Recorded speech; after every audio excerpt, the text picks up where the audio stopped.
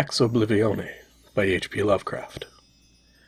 When the last days were upon me and the ugly trifles of existence began to drive me to madness like the small drops of water that torturers let fall ceaselessly upon one spot of their victim's body, I loved the irradiate refuge of sleep.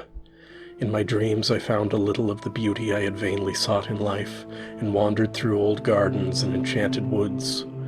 Once, when the wind was soft and scented, I heard the south calling, and sailed endlessly and languorously under strange stars. Once, when the gentle rain fell, I glided in a barge down a sunless stream under the earth, till I reached another world of purple twilight, iridescent arbors, and undying roses.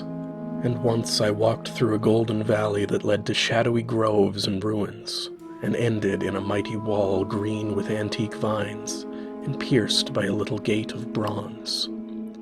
Many times I walked through that valley, and longer would I pause in the spectral half-light where the giant trees squirmed and twisted grotesquely, and the gray ground stretched damply from trunk to trunk, sometimes disclosing the mold-stained stones of buried temples. And always the goal of my fancies was the mighty vine-grown wall with the little gate of bronze therein. After a while, as the days of waking became less and less bearable from their grayness and sameness, I would often drift in opiate peace through the valley and the shadowy groves, and wonder how I might seize them for my eternal dwelling place, so that I need no more crawl back to a dull world stripped of interest and new colors. And as I looked upon the little gate in the mighty wall, I felt that beyond it lay a dream country from which, once it was entered, there would be no return. So each night in sleep I strove to find the hidden latch of the gate in the ivied antique wall, though it was exceedingly well hidden, and I would tell myself that the realm beyond the wall was not more lasting merely, but more lovely and radiant as well. Then one night in the dream city of Zakarian I found a yellowed papyrus filled with the thoughts of dream sages who dwelt of old in that city, and who were too wise ever to be born in the waking world. Therein were written many things concerning the world of dream, and among them was lore of a golden valley, and a sacred grove with temples, and a high wall pierced by a little bronze gate. When I saw this lore I knew that it touched on the scenes I had haunted, and I therefore read long in the yellowed papyrus.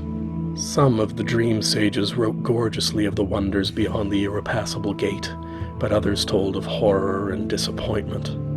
I knew not which to believe, yet longed more and more to cross forever into the unknown land, for doubt and secrecy are the lure of lures, and no new horror can be more terrible than the daily torture of the commonplace. So when I learned of the drug which would unlock the gate and drive me through, I resolved to take it when next I awaked. Last night I swallowed the drug and floated dreamily into the golden valley and the shadowy groves. When I came this time to the antique wall, I saw that the small gate of bronze was ajar.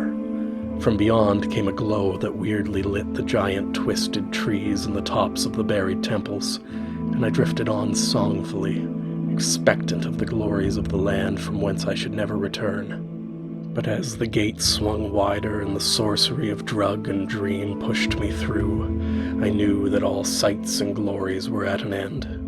For in that new realm was neither land nor sea, but only the white void of unpeopled and illimitable space.